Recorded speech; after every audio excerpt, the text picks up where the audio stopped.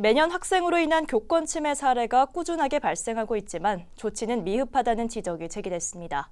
또 도내 수소전기차 보급은 꾸준히 늘고 있지만 충전 시설은 여전히 부족해서 근본적인 대책을 마련해야 한다는 주문도 나왔습니다. 유철미 기자가 보도합니다. 전라북도의회 염영선 의원에 따르면 지난해부터 올해 현재까지 열린 교권보호위원회는 총 166건입니다. 이 가운데 150건은 소속 학생으로 인해 개최됐습니다. 침해 유형은 모욕과 명예훼손이 82건으로 가장 많았고 상해와 폭행, 성폭력 같은 범죄 수준도 50여 건에 달했습니다. 하지만 피해 교원 가운데 법률 지원이나 치료를 위한 요양 조치를 받은 경우는 3건에 불과했고 대부분 조언과 심리 상담 등 미약한 수준에서 마무리되거나 아예 아무 조치도 취하지 않은 경우도 14건에 달했습니다. 특히 폭력적 사건이 벌어져도 피해자와 가해자를 분리하는 기본 조처도 시행되지 않고 있다는 지적입니다.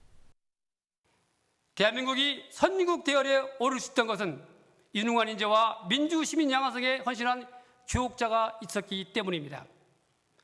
하지만 언제부턴가 학생 인권이 지나치게 강조되거나 곡해되어 교권이 추락하고 교실이 붕괴되고 있습니다.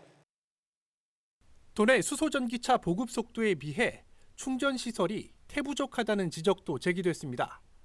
전라북도의회 권요한 의원에 따르면 올해 8월 기준 보조금 지급이 완료된 도내 수소전기차는 버스 28대와 승용 1,475대 등 총 1,503대에 달했습니다. 하지만 충전소는 고속도로 2곳을 제외하면 도내 5곳에 불과해 이용자의 불편이 커지고 있습니다. 특히 수소 충전소가 많아져도 타 지역에서 수소를 운송해 와야 하는 공급 체계상 수송 지연 등에 따른 공급 부족 사태는 언제든지 발생할 수 있다고 지적했습니다. 수소를 안정적으로 생산하는 공급 기지가 없는 전북은 수소 충전소를 아무리 지어도 타 지역에서 트레일러 차량을 통해 운송해와야 하는 구조이며 싣고 온 수소를 저장할 대형 시설도 없어 공급 부족 사태를 더욱 부추겼습니다.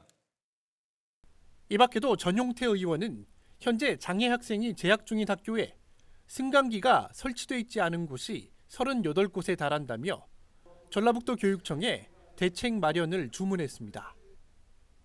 BTV 뉴스 유철미입니다.